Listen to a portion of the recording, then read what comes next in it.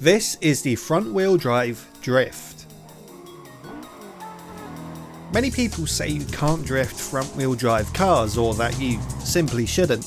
But in this video, I'm going to be showing you exactly how to do it and telling you when it's useful. So make sure you stay tuned, you won't want to miss out on this one. But before that, I just want to give a quick shout out to RKGaming for doing the driving on this video, as my sim rig is still broken. He's been a massive help on this series, so go and show his channel some love and let him know I sent you in the comments. Link is in the description. In my opinion, drifting a front wheel drive car effectively is even harder than drifting rear wheel drive. Not only does it take a bit of practice and a lot of bravery to pull it out of the bag, but a driver needs to have a solid understanding of the theory behind driving an FF car in a performance manner. For instance, in a rear wheel drive car, you are being pushed from behind around the corner. If you break traction on the rears, they will still spin whilst in oversteer and push you around the corner in a drift. But in a front wheel drive car, the opposite is happening. You are being pulled around a corner. Since the application of power is pulling the car forward, as soon as you break the traction on the rear tyres will naturally fall back into line with the front tyres. This makes it impossible to gain momentum in a drift like a rear wheel drive car does. Now, I think the best way to explain this would be with a shopping trolley or cart if you're American. If you push it from behind, you can actually hold it sideways in a drift and it'll gain momentum that way. But if you pull it from the front, it's going to straighten up naturally and you won't be able to gain momentum while it's drifting. So now you're probably wondering, in what world is a front wheel drive drift useful if all you do is slow down while performing it? Well, let me tell you. Front wheel drive cars tend to have a lot of understeer because the front wheels handle both the acceleration and steering, increasing the traction load on the tyres. Therefore, under heavy load, such as in a long fast corner or tight corners such as hairpins, understeer is almost guaranteed to happen at some point. To get the grip back on the understeering vehicle, the demands on the tyre tread need to be reduced. This means using less steering angle and or trimming off speed. Inexperienced drivers will often panic and slam on the brakes. This keeps the tyres from regaining grip and actually makes the understeer worse. So to get around a corner without losing time, we must initiate a front wheel drive drift. Understeer is likely to occur at either the entry or exit of a corner, and this is where you should initiate the front wheel drive drift to minimise the understeer, which will lose you time. By drifting at either the entry or exit of a corner, you won't need to steer much anymore and minimise the chance of understeer. Now, there is a method we can use to completely eliminate the chance of understeer for a corner in a front wheel drive car. But before that, I want to let you know that I'm trying to hit 15,000 subscribers by the end of this year. So if you enjoy my content, please feel free to subscribe and drop a like, it helps out massively and hopefully we'll reach that goal. Anyway, back to the video. So before I teach you the front wheel drive drift, I just wanted to directly compare the front wheel drive drift to cornering, usually with a bit of understeer. So that is what we're going to do next on a series of hairpins. As you can see on the left, we have the front wheel drive drift, and we can take a much tighter line around the entire corner, which gives us a higher exit speed as we're pointing towards the exit of the corner much sooner.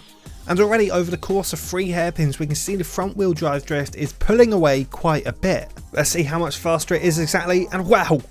That surprised me, 2 seconds, that is quite a lot of time over 3 corners. If you've watched any of my videos in the How to Touge series, you'll know that a lot of methods are reused, and the front wheel drive drift is no different. There are 2 main methods we can use to initiate a front wheel drive drift, and these are the ones I'll be showing you today, so make sure you stay tuned. The first method is the trail braking drift. The braking drift is done by lightly applying brake pressure with your left foot just before you enter the corner. When you brake, the weight of the car shifts forward to the front axle. As you would have seen in my inertia drift tutorial or my 4-wheel drift tutorial, this means the rear tyres have significantly less grip. And if you turn into the corner while the weight is on the front, the rear will step out and enter a slide. After you turn in, you should wait until the front tyres line up with the exit of the corner.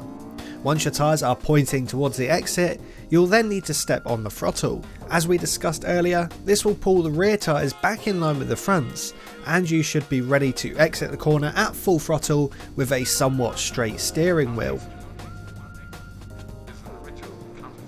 Is the handbrake drift. The handbrake drift method is done by turning into the corner and, you guessed it, pulling the handbrake. After pulling the handbrake, the rear of the car should step out, giving you valuable angle that you can use to get around the corner without inputting much more steering angle.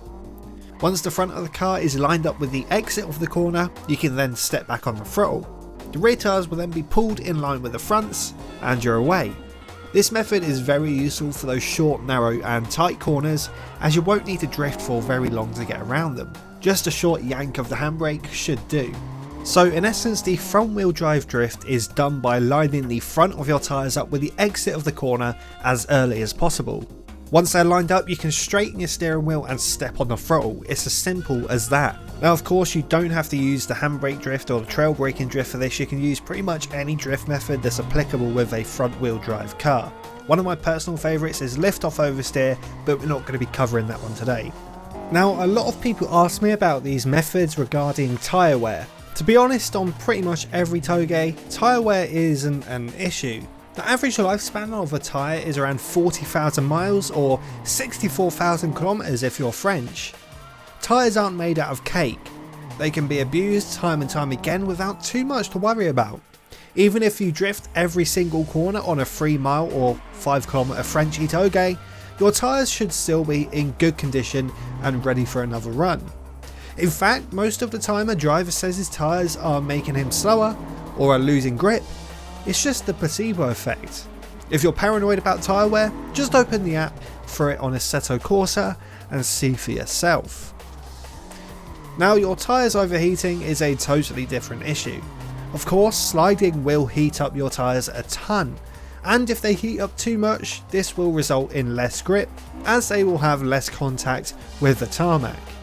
Although it's very hard to heat up a road tyre too much, you should still definitely keep an eye on your temperatures, once again using an app in Assetto Corsa. But if you use the methods I teach you when you're supposed to, tyre wear and tyre heat should be a non-issue 99% of the time. So now you know when to use the front wheel drive drift, and how to do them. If you found this video helpful or entertaining, don't forget to drop a like and let me know what you thought in the comments. It really does help the channel out.